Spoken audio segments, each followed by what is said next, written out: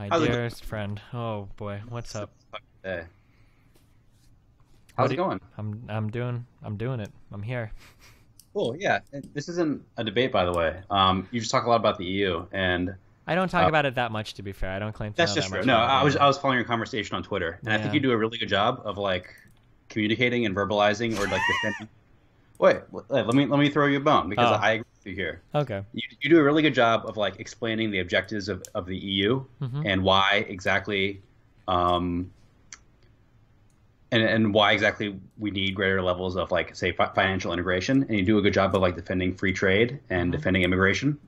But I think kind of where you fall a little bit short is of your critique of the Eurosceptic side of the table. um, Sure. and To preface this real quickly, go ahead. I I'll have be right back. heard. Go. Wait, do you What say? are you saying?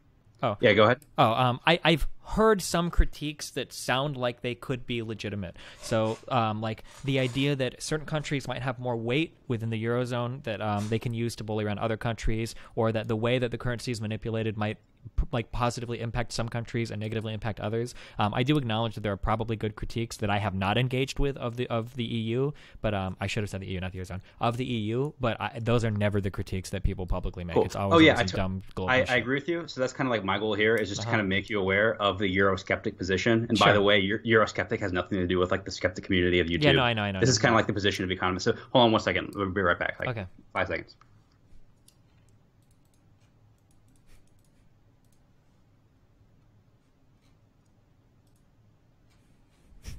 He comes back. JF's on the call now, Destiny. Let's talk. No, I'm just kidding.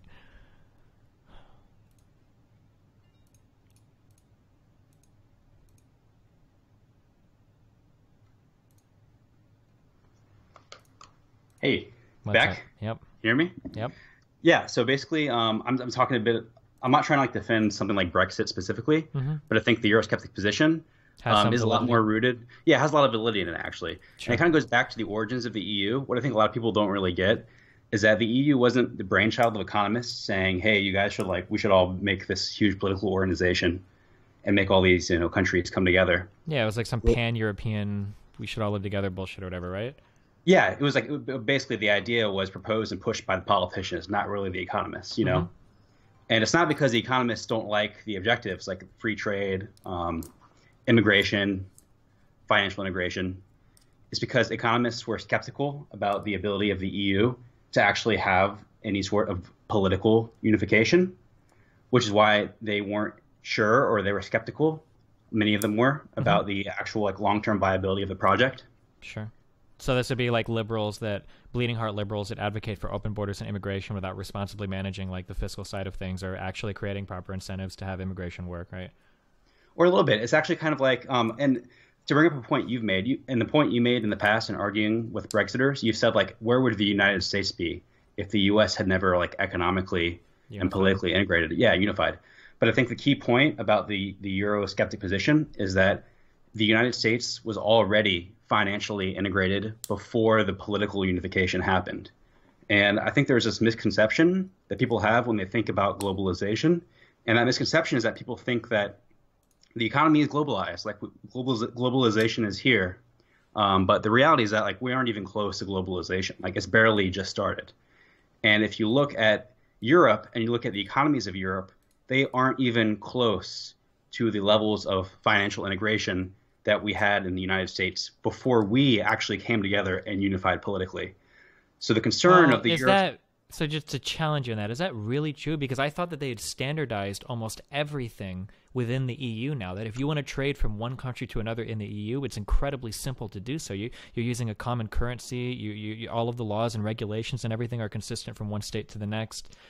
Is that so not true? Or I'll say what you're saying is that the EU is basically they're trying to promote financial integration, right? yeah, But the idea is that like they're trying to use sort of this political entity to promote financial integration, whereas like the U.S. didn't do that. The financial integration happened before the political unity. So there wasn't some sure. central political authority like forcing integration in the U.S. It happened before the states came together. Sure. And To be fair, there's more than but- just the political entity too. You've got the European Central Bank as well that does monetary policy, well, right? that's even worse because when you have a monetary policy or you have a monetary union, especially, it's really important that the economies of that monetary zone like share some similarity, right? Yeah. Because monetary policy is super important. Because that's where the critiques come, that the monetary policy doesn't reflect the best interests of every nation all the time. Exactly. Yeah. So then the question kind of becomes like, well, this collection of countries might make a good common currency area if they're similar economies, right? If they're dissimilar economies, then it's probably not a good idea to have a common currency. Well, there's this really interesting analysis by JP Chase you should look at. I put it in chat right now. You should open that on stream. I'll also Skype it to you. Yeah, I got it. Okay, cool. Yeah, so basically JP Chase said, okay, how can we measure like the similarity of these theoretical economic or currency zones? And basically what it did was this analysis takes 100 factors that are related to like labor goods and market efficiency, which are computed by the World. Beginning with the letter M. Yeah, exactly. And basically the idea is that they measured the similarity of theoretical currency areas or theoretical monetary zones. Yeah. And on the left side, you have like market economies of Latin America, which are by this measure like incredibly quite prime. Similar. Yeah, similar, and therefore arguably by this measurement more ripe for some sort of economic unification. And then you have like the reconstitution of the Ottoman Empire circa 1800. If you kind of just force those countries into an economic union, that's their similarity. And then, yeah, like you said, all the way over there, you have countries beginning with the letter M are coincidentally more similar than the countries of the EU. So I think when you kind of like approach something like Brexit, it's like I don't necessarily support Brexit. I don't really know what the best course of action is now. But I think the idea is basically that if you try to force a political integration into a body of countries that doesn't have sufficient financial integration, that these like problems are predictable, and they were predicted. Like that's what the economists were saying, was that like these economies are so different, it's too premature to kind of force them together into this union. They aren't going to be amenable to sharing political power. And when I see your critique on Twitter, to be fair, where I know you kind of like embellish a bit, but like, I don't think it's just like retarded racist nationalism. That's the reason that like there might be better Brexiters... reasoning not to vote for it, but I think a lot of the reasoning was rooted in immigration, and post-Brexit polling has reflected as much that a lot I think you're right, but that's kind of my point, which is that like it should be predictable and to give you kind of like here's a hypothetical example. Like, would it be better for the people of Mexico and the people of Canada in the long term if they would just accept like a North American economic union, and we like the economic union like sought to diminish trade restrictions and increased flow of labor across borders? Like that something probably more would than be in NAFTA? No, like the EU equivalent for North America, right? Like that probably would if they would, but I wouldn't blame Mexicans or Canadians if they're like, no, we don't want Washington to have any we don't want to give up any of our sovereignty to Washington. Kind of, but I mean but my argument is usually that you already do. Like Mexico gives up you give up some of your sovereignty every time you negotiate with a country, right? By definition, almost. I don't buy that at all, because they have you have like a unilateral authority to like stop a negotiation. That's different than forcing a common currency. Well, yeah, but you have a unilateral authority to withdraw from the EU or to Right, and that's what they're doing, and that's kind of where I am. It's like I see Brexit leaving the EU, and I don't say like, oh, that's just a problem of nationalism. It's kind of like, well, that's a predictable. Well, but outcome the problem is that the problem is that it was all rooted in nationalism. Like the vast majority of people's opinions were rooted. Like, I guess here's where we're different. It's like I wouldn't call it a problem. If we're like thinking just purely logically, it makes sense to me that if you go to a citizen of a country, that they're going to automatically or inherently care more about their own country than they care about a foreign country. And that's really the essence of nationalism. So it's kind of like, even if you disagree with that, I accept the logic of it. I don't think we should expect that people ought care more or equally for foreign countries as they do their own.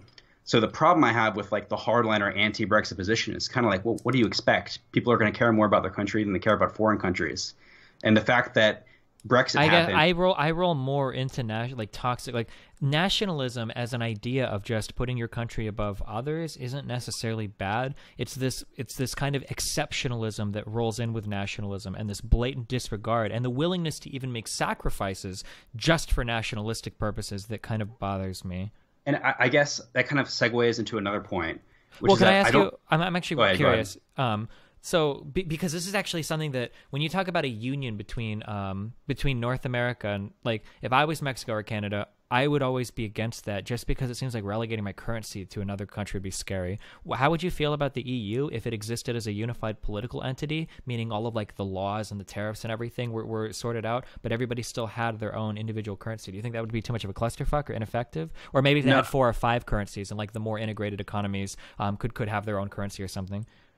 Oh, no, I would think that having not a common currency is like the biggest shit show. If they had just maintained the kind of like the political attempt and even like the trade, like you were saying, that would have been far superior to the Eurozone. The Eurozone is a disaster. Basically, one of two things. Wait, so you're saying they should have had their own currencies or no? No, they should. Yeah, they should be allowed to have their own currency. The euro was a terrible idea. Basically, one of two things is going to happen with the euro. Either Europe is basically going to consolidate under a European federal government, and they're going to fiscally integrate all of the economies of EU, despite how different they are. They're all going to fiscally integrate, or else the euro is just going to collapse. And it came to a head basically during the European debt crisis, and they just kind of kicked the can down the road because the ECB basically bailed out the countries that were really struggling, which were like Greece. And then after Greece, it was Portugal, Italy, Spain, Ireland. So yeah, the common currency is a real disaster, because if you look at this graph, like, you think forcing a common currency among countries that are just this different is just like horrible. Well, so like, here's a question. Why is it in the United States, where we have vastly different types of economies from state to state, why does a common currency work for us? Because the U.S. was already financially integrated massively before we had the common currency. Like, for example, the level of labor integration that was in the U.S. in the 19th century is like far, far higher than exists in Europe today, because the economies of Europe have different languages, different cultures that go back hundreds or thousands of years. The EU is extremely far off from being as financially integrated as the US was when the US adopted a common currency. And that's the problem. So I agree with you when you talk about this and you say we should promote financial integration. But I think kind of the problem with the EU is that it puts the cart before the horse, or is trying to. Is that going to work, or isn't it going to work? It's hard to say. I don't know, honestly, what the best thing to do now is. But that's kind of the danger, is that you're trying to force political unity on people when the economies are still so different. And kind of just to clarify, like, this seems probably impossible, but what you're arguing is that the EU takes a top-down approach, whereas you're thinking that a bottom-up approach, where you begin to integrate the economies in ways that make them more similar, so whether by language or removing barriers for migrating labor or shit like that, that you would rather see different types of similarities exist in this way than it would be slowly built up to a large entity, rather than making it all a large entity and then hopefully forcing this integration from the top down, kind of, or... Yeah, that's exactly right. So I would favor theoretically a more decentralized approach. But now we haven't taken that road. We've taken the EU. So I'm not saying now break up the EU. That's not my position. But yeah, theoretically, we should have taken a more decentralized approach to encouraging financial integration. Another point of that is, like, when we're talking about free trade, free trade is just free trade, right? Like, just don't tax the foreign country's shit. Free trade, don't punch. Free trade is not like you have to be in our political club, and if you leave our political club, then we're going to fuck you over. Like, so I do think the EU on net has promoted free trade, but the entire idea of the EU that is like you have to be part of our club in order to get the benefits, that's not really free trade. That's just kind of like protectionism in a different way. That's definitely better than like the past mercantilism, right? Well, wasn't the idea that like we want you to join our club because if you don't, then you're going to arbitrarily tariff shit or whatever, but now we have more control over everybody in the club? Like in the United States, isn't it illegal? I could be totally wrong on this, but in the United States, I imagine it's probably illegal for one state to tariff another, or is it not? Yeah, exactly. Like that is part of the reason, but it's also, you can see now with Brexit, is that the EU is kind of holding the axe above Great Britain's head. Like, well, we're not going to promise you we're going to give you trade conditions as well as you had when you're a member. So it's kind of like they're using that as a bargaining tool to keep them in the political organization, which it makes sense. Like, I understand why they're doing it. Yeah, but really, we would do the same in the United States, right? Like if we got to a point where some state was like, we are seceding, like, fuck you. I mean, our political message to them is not going to be like, okay, well, California, like, yeah, we'll negotiate with you guys once you secede. Like, that's fine. Like, we would be very harsh to them as well, right? Right. But my main point is that, like, I was saying that we can promote free trade without having this centralized approach. Like you were saying, I would prefer a more decentralized approach. And on the topic of nationalism, because this is kind of like where I actually do disagree with you, and that I don't attribute nationalism to like the reasons people are skeptical of things like trade and immigration, because like the general public's kind of disposition towards those ideas seems to kind of come from a bias that exists when people who aren't educated on economics approach these ideas. And this actually been empirically validated. There's a book called Myth of the Rational Voter by Kaplan.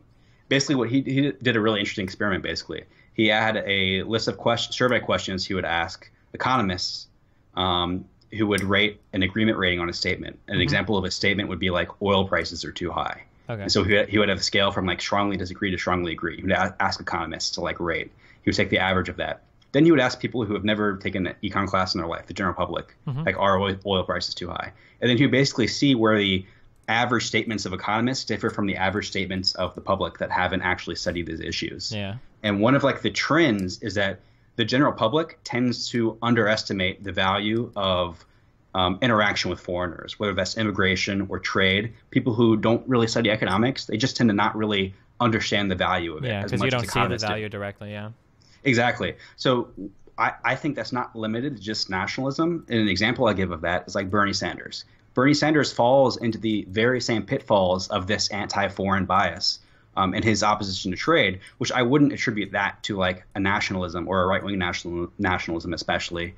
I think that falls under the umbrella of like there's just. I think that felt more just like populist messaging. I don't know if you'd call it nationalism, but a big like for the people kind of thing. Exactly. So I guess Similar my point. to Trump. Right. So I guess my point is that kind of that anti-foreign bias, which actually wasn't the only bias he found. The other biases he found was an anti-market bias. Economists tended to be more optimistic about the market, providing a solution than the general public did.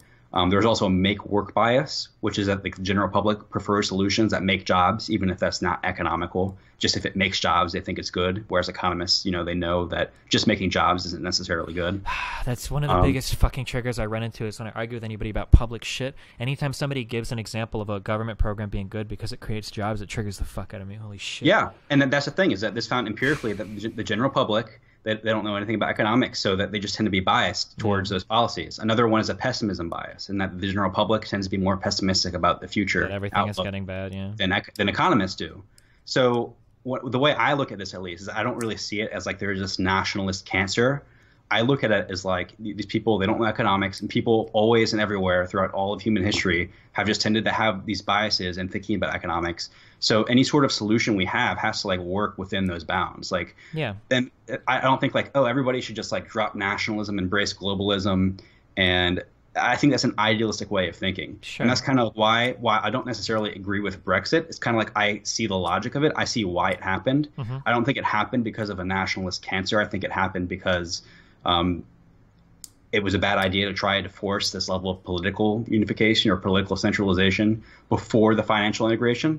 And I don't think it's a problem that's like alleviated by like just attacking nationalism. I don't think that like or embracing. Sure, because even if nationalism is the problem, that nationalism or those nationalistic ideas are going to be predicted by some type of underlying economic problem, right? That people could be just as nationalistic as they are now, but if the integration had worked better, maybe people wouldn't be as upset or something. Yeah, well, it's like the nationalism will probably decline as the European economies become more integrated. The problem is they're just so far off from being as financially integrated as the U.S. was when we did our unification. That using the U.S. as a benchmark, like the problem with Europe is that they're not even close to where we were when we unified. Like the different languages, like the difference between like Greece and Germany is so massive. During the European debt crisis, it was a big problem because Germans didn't want to bail out Greece, right? Whereas no average person thinks twice about a Medicaid expansion in Mississippi. Like nobody cares about that. It's starting to become more popular as the partisanship is growing, where people are talking about how California's a big leech on the United States welfare. Like I hear that Buck Sexton dude says that at night sometimes. Yeah, you still get a little bit of that, but I think it was actually a major problem in the debt crisis. Whereas like they wanted the Greeks to force austerity on them. Whereas like you can't really think of an example where like the country has like forced austerity on a state. Yeah. There are those ramblings like you're saying. We did a really good job at viewing us as Americans. This is the whole point of the Federalist Papers, right? Is that we're all Americans, whereas Europeans don't view it. Well, to Americans they do, but to Europeans never view themselves as Europeans. Like you're Italian first, or French first, or Spanish first, or German, and then European. Yeah, exactly. So that's kind of like the fundamental problem. And that's the way I look at these issues with the EU is that it's like they're trying political centralization before the economies are really ready. And I think kind of even going a little bit deeper, also in Myth of the Rational Voter, are you familiar with the concept of rational ignorance? Where you are ignorant in such a way that it makes sense for you to be ignorant.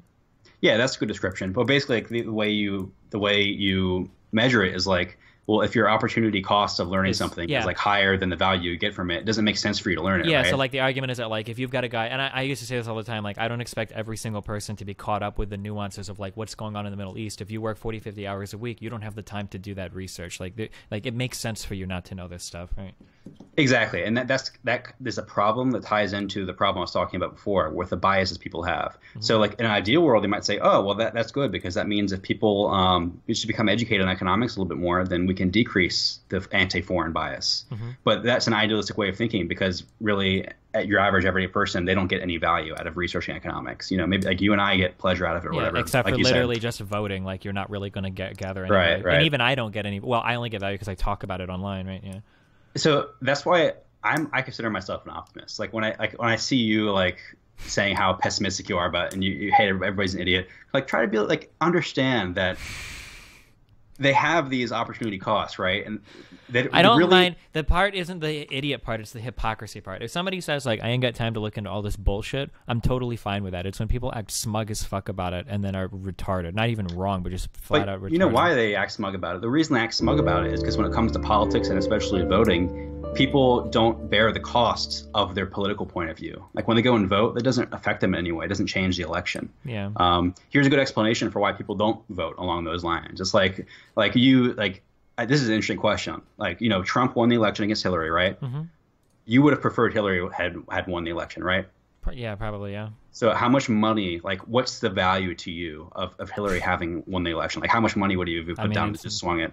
I don't know. Like isn't it like technically negative because Trump's tax programs and everything and the repeal of the individual mandate are going to help me financially more, right? Well, it's your preference, like how much. Oh, you're trying to measure. You're almost trying to measure like the utility I would gain, like exactly. Yeah, exactly. Oh. Like. Yeah, I don't know. It's hard to say. Yeah, so like even if you're like, okay, $10,000, I would prefer Hillary to win.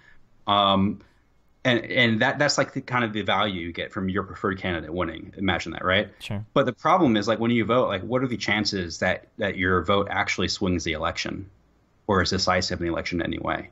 It's practically zero, right? Very close to zero. Sure. So if you look at it like through purely like an expected value, like what's the expected return on voting? It's a function of like the probability of you actually changing the outcome to like the value you get of your candidate winning. Yeah. So people don't vote for that reason. People vote because there's social pressure to vote, which actually provides an interesting explanation for why there's higher voter participation among like more educated circles. Is because social pressure is the main driver of people voting. There was a really fascinating idea that would never happen, but the idea was floated that I think you can look up if somebody voted in a database, right? Not what their vote was, but I think you can look up if they voted. Is that true or not? Because somebody was floating some way. Yeah, somebody was floating some way that Facebook would look it up, and that for like the week after like an election, when you commented or talked, there would just be like a little star next to your name if you voted or not. That some social pressure like that could dramatically increase turnout. Because if somebody on Facebook starts ranting about political shit, and you see that they don't have the star that they didn't vote it, right? They would be attacked like crazy for it. You know, that would be interesting. Yeah, and that's exactly it. And that's the idea: is that people don't really vote because like they get value from the candidate winning, because really your vote doesn't change the election. The chances that it's decisive are practically zero. They vote because of that social pressure element. That's like the reason people do it. Yeah, but then there's also a whole argument where I don't know if you want those people. I don't know if mandatory voting is a good idea, right? Like if you don't care enough to vote, should you vote? Like that. There's a whole other argument. There. Well, I agree, and that's why like going at a higher philosophical view. Like the reason I'm libertarian, or I consider myself libertarian leaning, classical liberal, whatever, is because like there are these values I care about, liberal values. I care about political freedom, economic freedom, the rule of law. So when it comes to like what's the best way of upholding those values, I prefer like a more decentralized approach. Sure. And the problem with more centralized approaches is that you get these like these biases that people have, or you get that. So that's kind of like the milieu for my political perspective, is that I think a more decentralized approach is better for these solutions, because centralized approaches are so vulnerable to these biases people have, and to like democracy, like you say. Did you see the NRA video that I tweeted? I didn't see that. You would look at it? Which one? Oh, no, just basically some guy was going on about how he was talking about how he said, I think it was like liberalism is the cancer that's destroying places like Baltimore and D.C. Yeah, exactly. I hate that. I hate that, definitely. I prefer like progressivism. Sure. Well, I just wanted to show you that there are people that use these terms in the United States. So when some people say lefty, they don't necessarily mean a communist or a socialist. Yeah. That's the liberal misuse. I dislike that, but that is one that kind of like liberal. Yeah, that sure. That can mean anything nowadays. Okay, I have to place it. I just have one question. Okay. I'm kind of curious. Okay. Why do you hate black people? No, I'm just kidding. Well, what do you think is going to happen? I feel like the most interesting thing that's going to happen in the next like 15 years is going to be automated driving. What's going to happen when truckers get put out of business? How is that shit going to? What's going to happen to everything? Yeah, well, that's interesting because trucking is one of like the highest employers. The largest single. The largest. Yeah. It's like, but there's like farmers and truckers like the highest. I feel like we're going to have some really fundamental questions about how our economy functions, like things like UBI and whatnot. I don't know. I think that kind of gets into futurism. Like, I don't claim to be able to predict the future, but I can kind of like recognize a pattern that whenever there's been like this disruption in the past, it's kind of worked out. Yeah. So it's like I don't know what those truck drivers are going to be doing, but I'm pretty confident that they will be doing something. I feel like I feel like it's arguable that things like Brexit or things like Trump are kind of like a response to the futurism. When we talk about like these highly globalized processes, these exporting of value change, that like the value chains that we've lost in the United States aren't even lost to foreign labor now; they're lost to foreign automation, right? And the manufacturing that happens in the United States is done via automation. That I feel like you're already feeling some of that. We just can't like put a finger on it. I feel like when the truckers all go out of business, that's going to be like a huge fucking thing, like very tangible, like in so many different communities. It's an interesting point because I think that is going to happen soon, where it's going to be automated driving is inevitable at this point. It's going to happen, but I also think it could be a pretty ripe. I know you think the UBI is a bit of a meme, but I think it's an interesting solution because I think it has empirical backing for actually working and where it's been experimented with. And another reason, UBI disincentivizes the fuck out of work, or would you not? I think it does, but that's only one effect, right? It's kind of like it probably does, and the incentive to work is something we call the reservation wage, and it's basically the idea that like if you're not going to get paid a certain wage, you're just not going to work. Like nobody's going to work for 5 cents an hour. Mm-hmm. Nobody's going to. They're just not going to work. So I do think that the UBI would increase the reservation wage, the reservation wage, but really like that's just one thing. What if we were able to save billions of dollars on the disbursement of benefits that currently exist in our current infrastructure? That will probably offset the loss of value from increasing the reservation wage. So I think that what you're saying is going to happen, but is it going to happen such that it makes it like a policy that does more harm than good? I don't know about that. Another reason it's an interesting solution is because I think it could have a bipartisan background. Like I think both Democrats and Republicans under that situation could come together for that. Because it's such a more elegant solution than our current welfare state and having this massive bureaucracy. The thing that worries me is like the political implications, because this would be something that would be so fresh. Like the United States has never, in my understanding, has never tried anything even remotely similar to a UBI before. Like the closest you get are like refundable tax credits, but that's still done under the paradigm of like a tax system. Yeah, I think it's worked well. Like in like Brazil, they've done something like that. Just kind of like just give everybody money, and it's worked out quite better than you would think. But also what's nice about it is that it has a very easy lever to pull, right? You just move it up or down. If it's too high, change it. If it's too low, change it. Although I guess, the political like incentive is behind it. Maybe nobody's gonna want to lower it. That's a problem. But I think that's one possibility. But I think the most likely possibility isn't even UBI. It's just that the economy is going to change in some way. Like you were talking about with, I don't even know who it was, somebody who said like unemployment should be zero. Totally ridiculous. Yeah. There's always going to be that. That was Sticks and Hammer. That was the anarchist.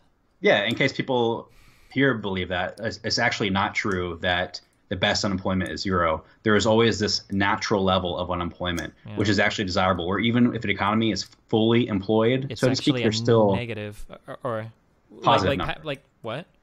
The unemployment rate is positive even when the economy is fully employed. It's like the rate of. Are you talking about like UB6 versus UB3 or? Any of them. Like when we say full employment, we don't mean zero employment. We mean the natural level of unemployment. Oh, sure. And the natural level of unemployment is driven by like changes and structural changes of the economy. So if this happens and maybe truckers are unemployed, that that will probably temporarily increase the natural rate of unemployment. But I'm not convinced that that's going to be disastrous. I'm a little bit more optimistic about that. But something like UBI could be a plan B. Mm-hmm. But ultimately, it's innovation. It's a good thing. I'm not that afraid of it. But okay, wait, one more question because I'm curious. Do you think taxis are like an okay idea, Or do you think taxis are something that shouldn't be provided by the state? Or taxis? yeah, like a taxi service, because these are normally like city ran, I think. Oh no, I'm definitely. I think the taxi is a form as it stands now, it's a form of protectionism, right? You have to like spend thousands of dollars for this medallion. It's a horrible economically. It's a horrible, inefficient system, which is the whole entire reason you have the emerging competitors with Uber and stuff. Well, because that's where I was heading, because that's not necessarily true, right? Uber runs at massive deficits, but that's why they're able to outperform the taxi companies, is because they're willing to dump so much capital into it. But I think people have actually finally started to realize, because people are so irrational, people didn't realize that being an Uber driver is actually like a really shit job. It's like really shit, because when you actually start to take into account all of the wear and tear on your car and all the extra costs associated with driving people, you don't make fuck all for money. It's really fucking bad. Right. So what's gonna happen then is that fewer people are gonna be Uber drivers, and fares are gonna rise. Correct? Like the actual fares of Uber charges are gonna go up, and that is gonna generate an equilibrium because it's a more competitive system. So I think you're right, where like people are kind of doing a better job of accounting for all the costs of actually being an Uber driver. But I think the impact of that is not going to be that the system fails. I think the impact is going to be maybe prices are a little bit higher because there are fewer drivers. But ultimately, that whole system of this like frictionless way of ordering a private car is here to stay. The prices might be higher, but that system is here to stay for sure. And I think that's a good idea of a government monopoly on an industry where a private company steps in to compete and then provides some sort of utility that was inconceivable before. Because even if Uber and Lyft goes away, if that were to happen, I think people would start to make demands on public systems that we need this type of ordering a taxi from a phone. Like that has to happen because it was so convenient. Yeah, well, it's an interesting case study because, a lot of people say, where I attribute this to pessimism bias, people say, oh, without regulation, it's going to be a race to the bottom of the barrel. And that's what the taxi cab companies were saying, right? They're not regulated, so the service is going to be horrible and all this and that. But it's not regulated, and yet universally people acclaim Uber and Lyft as being superior in quality to the more strictly regulated taxi service. So I think it's an interesting case study in how the equilibrium will be found in the market, right? Like I don't claim to know what the price is, but that's kind of the beauty of the system, where like if it's a shitty job, then there are going to be fewer drivers, and then fares are going to be higher. And then since fares are higher, people who do it are going to get paid a little bit more. It's going to find its own balance. Have you heard the idea that Uber is just floating?